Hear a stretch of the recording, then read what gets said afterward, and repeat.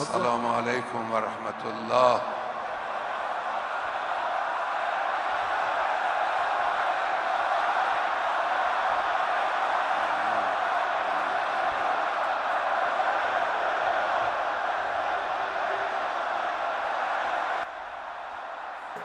اذان کا اختتام ہوا اور وہ وقت آن پہنچا کہ جب قائد انقلاب اسلامی آیت اللہ العظمیٰ سید علی خامنئی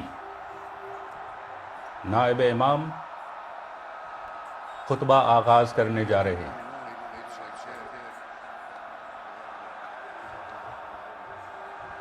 لوگ اعلان وفاداری کر رہے ہیں، اظہار عقیدت کر رہے ہیں۔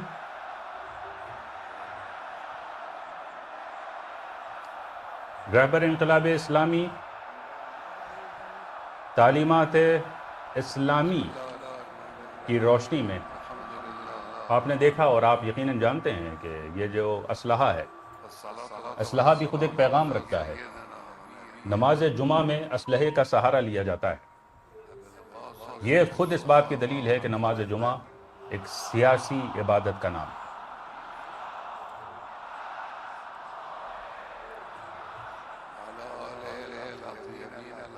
ایک عظیم الشان اور شاندار منظر ہے، ایک ڈرون شاٹ ہے جو آپ ملاحظہ فرما رہے ہیں۔ تا حد نظر نمازیوں کا اجتماع ہے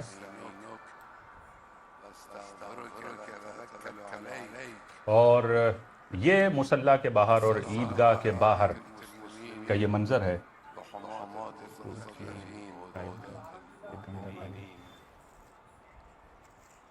اللہ تعالی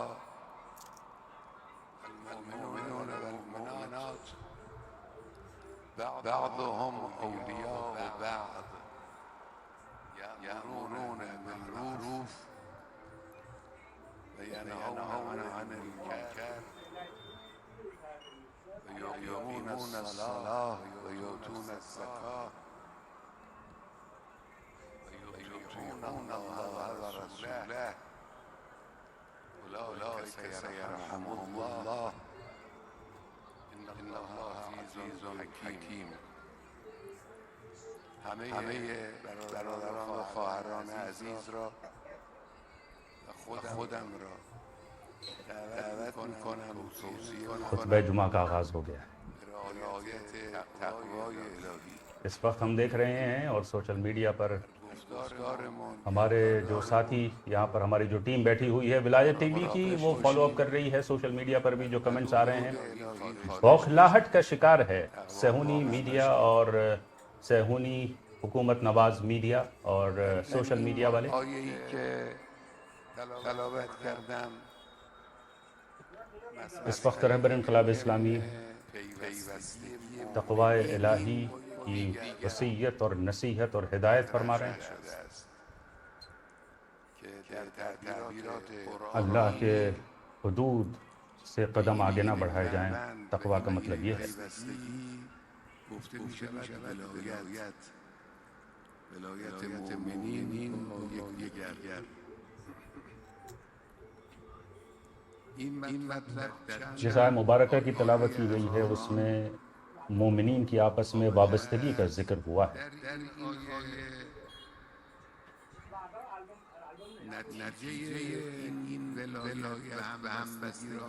قرآن کریم کی زبان میں اس وابستگی کو اور گرہ بندی کو، آپسی گرہ بندی کو ولایت کے نام سے یاد کیا جاتا ہے۔ یعنی اگر شما مسلمانان با یکدیگر پیوند و ارتباط و همکاری و همدلی داشته باشید، رحمت خداوند شامل حال شما می شود۔ جی، بعد فرماید ان الله عزیز۔ ولایت کا نتیجہ رحمت کی شکل میں سامنے آتا ہے، جس کا ذکر اس آیت مبارکہ میں کیا گیا ہے۔ اگر آپس میں آپ کی ہمدلی ہو، آپس میں ایک دوسرے سے آپ وابستہ ہوں، متحد ہوں، تو اللہ کی رحمت آپ کے شامل حال ہوتی ہے۔ رحمت الہی در این مورد اس کے بعد ارشاد ہوتا ہے ان اللہ عزیز حکیم، جس میں اللہ کی عزت اور اللہ کی حکمت کا ذکر ہے۔ انواع فضائل نازله از سوی پروردگار بر بندگان رو شامل اس کی وجہ شاید یہ ہو کہ همه نعمت‌ها، همه لطف‌ها، همه حوادث زندگی رحمت الهی، جی اللہ کی رحمت لیکن سے جو سازگار ہیں وہ دو مفاہیم ہیں۔ این رحمت وہ اللہ کی رحمت سے جو سازگار ہیں وہ دو مفاہیم ہیں، ایک اللہ کی عزت ہے اور ایک اللہ کی حکمت ہے۔ اللہ عزیز ہے، صاحب عزت ہے، یعنی سیطره قدرت پروردگار بر همه عالم وجود، حکمت الهی، زندگی میں رونما ہونے والے تمام واقعات وہ رحمت الہی کا مظہر ہیں۔ همه قوانین آفرینش. شاید در این آیه توجه به این معنا خواستن ما رو بدهند که عزت الہی سے مراد یہ ہے کہ اللہ غالب ہے تمام عالم وجود کے امور پر۔ عزت الهی و حکمت الهی پشت سر اینهاست. میتوانند از قدرت پایان الهی استفاده کنند. شاید اس آیہ مبارکہ میں ہمیں اس بات کی طرف توجہ دلانے کی کوشش کی گئی ہے کہ اگر مسلمان ایک دوسرے کے ساتھ متحد ہوں، آپس میں متفق ہوں، تو اللہ کی عزت، عزت الہی اور حکمت الہی ان کی پشت پناہی کرے گی۔ مسلمانان با یکدیگر، این شد سیاست قرآنی برای مسلمان‌ها. قرآن اور ایسی صورت میں وہ اللہ کے وضع کردہ اور بنائے گئے قوانین سے وہ بہرمند ہو سکتے ہیں، ان سے فائدہ اٹھا سکتے ہیں۔ مسلمان، روح‌های مسلمان با یکدیگر همبستگی داشته باشند و کأنه وعده می‌دهد یہ مسلمانوں کے لیے قرآن کریم کی سیاست، قرآن کریم کا منصوبہ ہے، قرآن کریم کی پالیسی۔ با هم داشته باشید. قرآن کریم کی پالیسی مسلمانوں کے لیے یہ ہے کہ تمام مسلم اقوام، تمام مسلم گروہ ایک دوسرے کے ساتھ متحد ہوں، آپس میں ایک دوسرے سے وابستہ ہوں، همه دشمنان پیروز می‌شوید. اور ایسی صورت میں قرآن کریم وعدہ دے رہا ہے کہ اگر آپس میں ایک دوسرے سے آپ آپسی اتحاد، آپسی انسجام اور وابستگی کو قوانین آفرینش اگر برقرار رکھیں گے تو به کار خواهد. اللہ کی عزت، این اللہ کی عزت آپ کے شامل حال ہوگی۔ اس کا کیا مطلب؟ یعنی آپ تمام رکاوٹوں کو عبور کر سکتے ہیں، تمام رکاوٹوں کو پھاند کر آگے بڑھ سکتے ہیں، اپنے دشمنوں پر غالب آ سکتے ہیں، اس کو ناکام بنا سکتے ہیں۔ اسلام است. یعنی مستکبران جان آدم. اور اللہ کے بنائے ہوئے جو قوانین ہیں وہ بھی آپ کی پیشرفت اور آپ کی ترقی کی راہ میں وہ آپ کا ساتھ دیں گے اور آپ کا سہارا بنیں گے۔ اور اس پالیسی کے جو نقطہ مقابل ہے وہ دشمنان اسلام کی پالیسی اور ان کا منصوبہ ہے۔ اجرا کردن تا امروز هنوز هم دست بردار نیست. جو جارحیت پسند اور توسیع پسندانہ پالیسیوں کے مالک جو دشمن ممالک ہیں یا جو دشمن طاقتیں ہیں، ان کی پالیسی یہ ہے کہ مسلمانوں کے درمیان اور مسلم اقوام کے درمیان، مسلم ممالک کے درمیان مختلف حربے اپنا کر اختلافات کو ہوا دیں تاکہ ان کی حکومت اور ان کے اقتدار کا سلسلہ آگے بڑھتا رہے۔ اسلام و مسلمین فائد بیاد. ان کی پوری کوشش ہوتی ہے، تمام حربے اپناتے ہیں کہ مسلم اقوام ایک دوسرے کے سلسلے میں غلط فہمیوں کا شکار ہوں، ان کا دل و دماغ ایک دوسرے کے سلسلے میں مقدر ہو، وہ ایک دوسرے سے نہ جڑ پائیں۔ دولت دشمن ملت عراق است. دشمن ملت مصر است، دشمن ملت سوریه است، دشمن ملت یمن است. دشمن یکیست.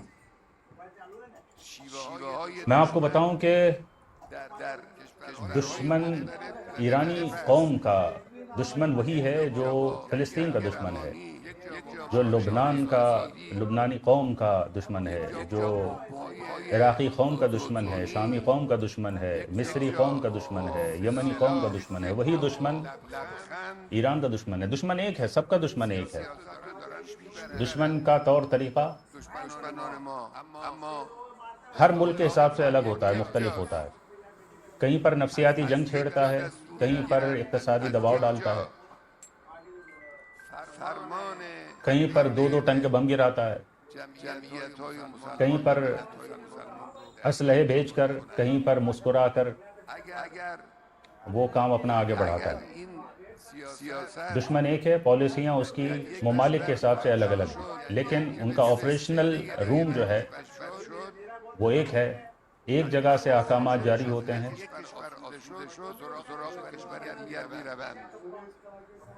جہاں سے اقوام مسلمان اقوام کو نشانہ بنایا جاتا ہے مختلف حربوں کے ذریعے، مختلف طریقوں سے.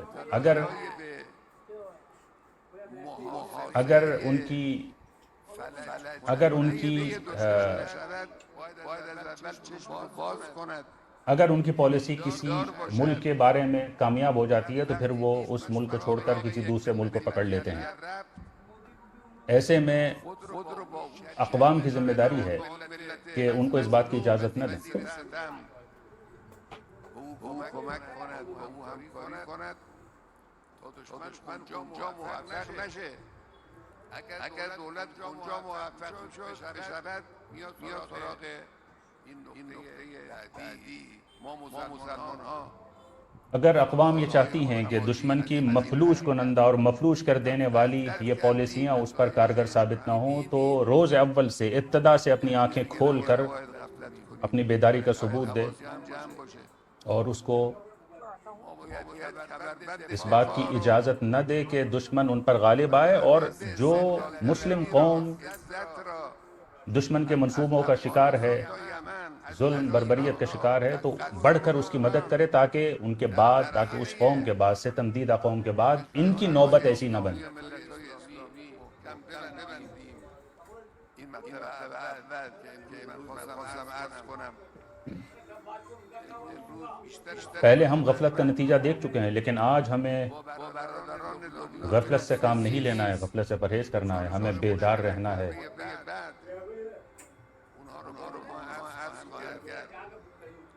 یک مطلب رو عرض کردیم. مطلب دوم اینه که احکام دفاعی اسلام تکلیف ما رو معلوم کرده است. افغانستان ہو، یمن ہو، ایران ہو، شام ہو، دیگر ممالک ہو، وہاں پر ہمیں آپسی اتحاد اور انسجام اور آپسی وابستگی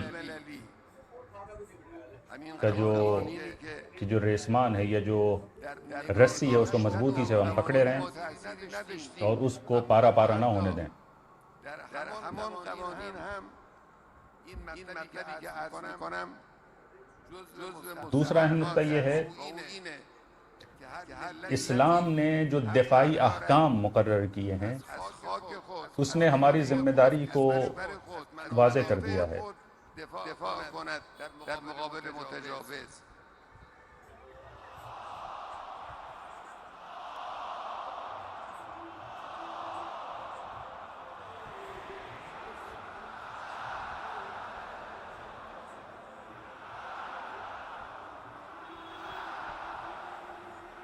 ایک بات جو میں کہنے جا رہا ہوں وہ مسلمات میں سے ہے، اور یہ بین الاقوامی قوانین میں بھی شامل ہے اور ہمارے آئین میں بھی شامل ہے، ملکی آئین میں، کہ دشمن کی جارحیت کے مقابلے میں ہر ملک اپنے دفاع کا حق رکھتا ہے. یہ بات تسلیم شدہ ہے، سب اس کو مانتے ہیں، ہمارے ملکی آئین میں بھی ہے اور بین الاقوامی قوانین میں بھی ہے.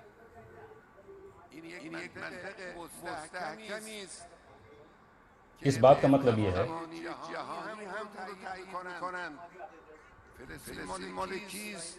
ملت فلسطین کی هستند؟ فلسطینی قوم کو یہ حق حاصل ہے کجا آمدند؟ کہ صہیونی دشمن حق دارد یہ جارح دشمن کہ جس نے ان کی زندگی کو تباہ کر دیا ہے، ان کی زمین پر ناجائز قبضہ جمایا ہے، اس کے مقابلے میں فلسطینی قوم کھڑی ہو، مزاحمت کرے، لڑے چرا در مقابل اور اس حق کی تائید عالمی قوانین بھی کرتے ہیں۔ گردید حق ندارند اون کسانی که پتہ ہے کہ فلسطینی قوم کون ہیں؟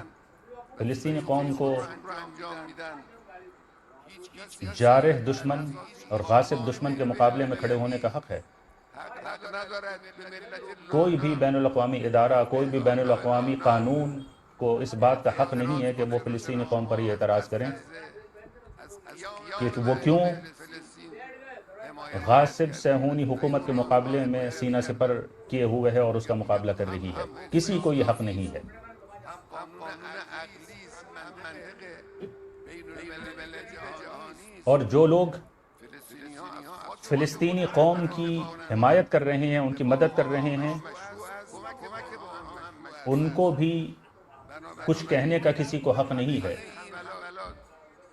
کسی کو یہ حق حاصل نہیں ہے کہ وہ حزب اللہ لبنان سال گذشته پر یہ اعتراض کرے وہ کیوں فلسطین کی حمایت کر رہے ہیں۔ یک حرکت درست یہ حکم اسلامی بھی ہے، عقلی قانون بھی ہے اور بین الاقوامی منطق اور لاجک کے بھی مطابق ہے کہ فلسطینی اپنی خاک، اپنی سرزمین، اپنی مادر وطن کا دفاع کر رہے ہیں، اور وہ کیونکہ ایسا کر رہے ہیں تو ان کی حمایت کرنے والے بھی ایک جائز کام انجام دے رہے ہیں، ایک قانونی کام انجام دے رہے ہیں۔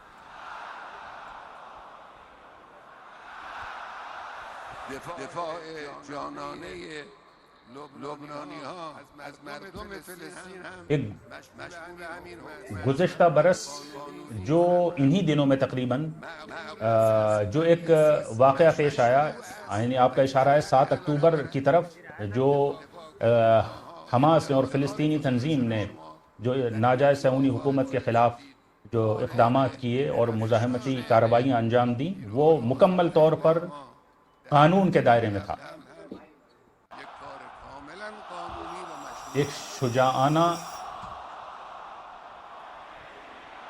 بڑی شجاعت اور دلیری کے ساتھ حزب اللہ لبنان جو غزہ اور فلسطین کی حمایت میں جو کچھ کر رہے ہیں اور جو کچھ اقدامات ہو رہے ہیں، ان کی طرف سے وہ بھی قانونی ہیں، وہ بھی جائز ہیں۔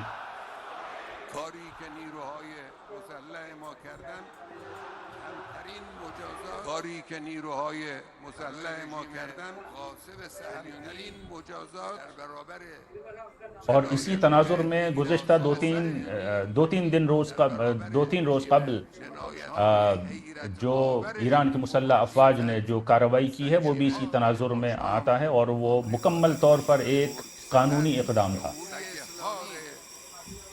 آمریکا در منطقه در این زمینه داشته جمهوری اسلامی با قدرت و صلابت و قاطعیت هر وظیفه‌ای در این زمینه داشته باشد با قدرت و صلابت و قاطعیت انجام خواهد داد. ہماری مسلح افواج نے جو کام کیا، یہ غاصب صہیونی حکومت کی غاصب صہیونی حکومت کے لیے بہت ہی ہلکی سزا تھی اور کم ترین اقدام تھا جو کیا جا سکتا تھا۔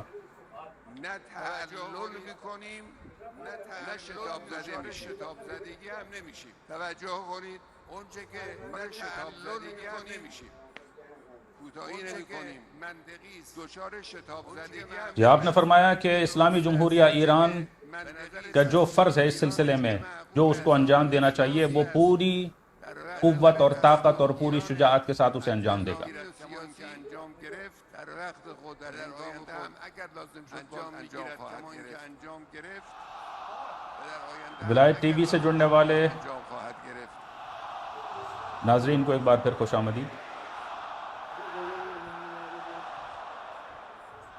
ہم اس سلسلے میں نہ تو نہ تو ٹال مٹول سے کام لیں گے، کوتاہی سے کام نہیں لیں گے، اور عجلت پسندی سے بھی ہم کام نہیں لیں گے، نہ جلد بازی اور نہ ٹال مٹول۔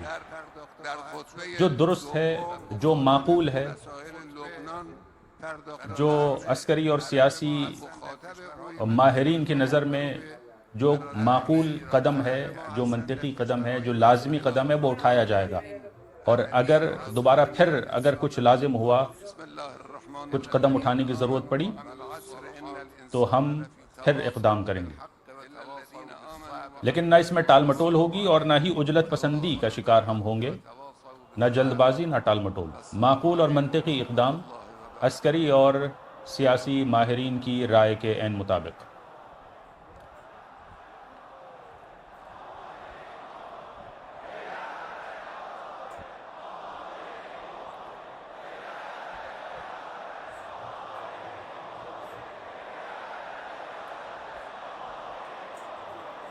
یہ دوسرا خطبہ جو ہے وہ عربی میں پڑھوں گا، اور اس کے مخاطب ہمارے عرب زبان برادران اور عرب اقوام ہوں گی، اس لیے میں دوسرا خطبہ جو ہے وہ عربی زبان میں پڑھوں گا، اور یہاں پر خطبہ اول کا اختتام ہوتا ہے، اور دوسرا خطبہ آپ سے کچھ دیر بعد شروع ہوگا جو عربی زبان میں ہوگا، عرب اقوام کے لیے، عرب مخاطب کے لیے۔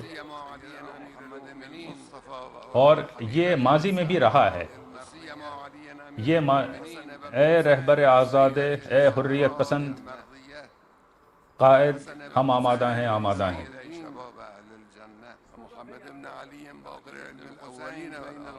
اے حریت پسند قائد، ہم آمادہ ہیں۔ دوسرے خطبے کا آغاز ہو رہا ہے، عربی زبان میں آپ خطبہ ارشاد فرمائیں گے۔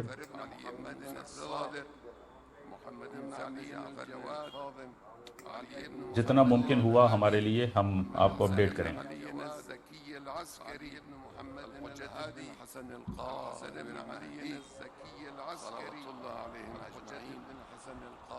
وسلم على صحبه المنتجبين ومن تبعهم بإحسان وسلم على صحبه يوم الدين على حماة المستضعفين بإحسان إلى يوم ارتأيت على حماة المستضعفين أن يكون تكريم أخي ارتأيت۔ ابھی تک تھوڑی دیر پہلے تک یہ پروپیگنڈا تھا کہ جس کی ہوا نکل گئی، البتہ اس پروپیگنڈے کے غبارے کی کہ قبل از وقت جو شیڈول ٹائم ہے اسے 1 گھنٹہ پہلے رہبر انقلاب اسلامی خطبہ دیں گے، جبکہ ایسا نہیں ہوا۔ جو مقررہ وقت تھا اسی پر آپ حاضر ہوئے، اور ظاہر ہے کہ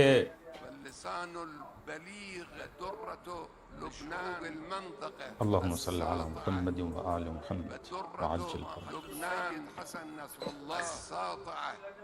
جو خطبات ہوتے ہیں وہ اسلامی احکام کی روشنی میں ہوتے ہیں، ان کے شروع ہونے کا ایک وقت ہے، ختم ہونے کا ایک وقت ہے، بتایا گیا ہے، تاکید کی گئی ہے۔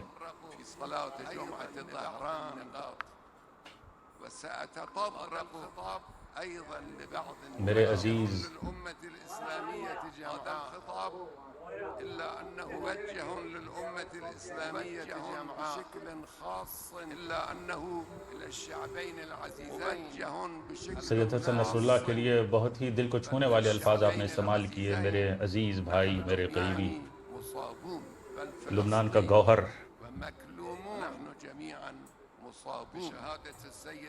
اتنی دیر میں آپ نے ان کا نام لیا ہے، اور ابھی تک ان کے لیے ایک خاص القاب آپ نے استعمال کیے، خاص القاب سے ان کو نوازا۔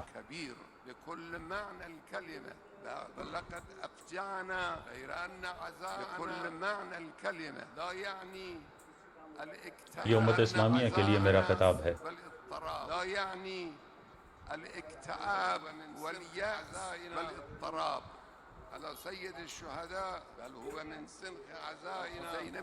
اور خاص طور سے فلسطینی قوم اور لبنانی قوم کے لیے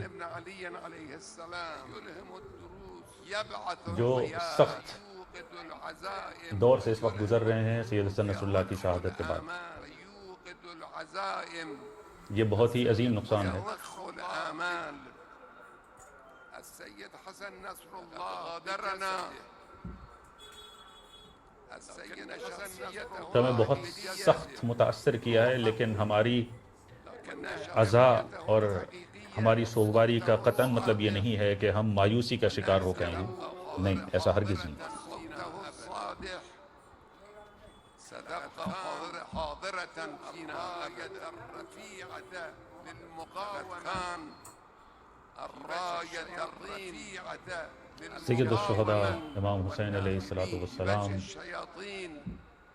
ہمیں جو ہے زندگی عطا کرتی ہے، ہمیں زندگی عطا کرتے ہیں، ہمیں عزم اور حوصلے سے نوازتے ہیں۔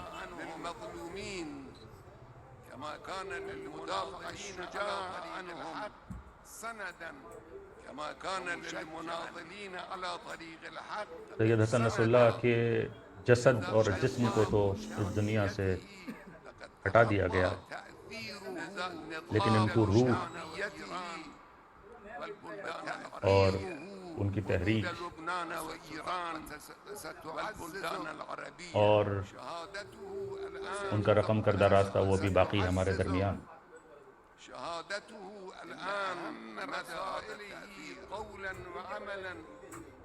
وہ مظلوموں کے لیے بہت ہی بلیغ زبان تھے،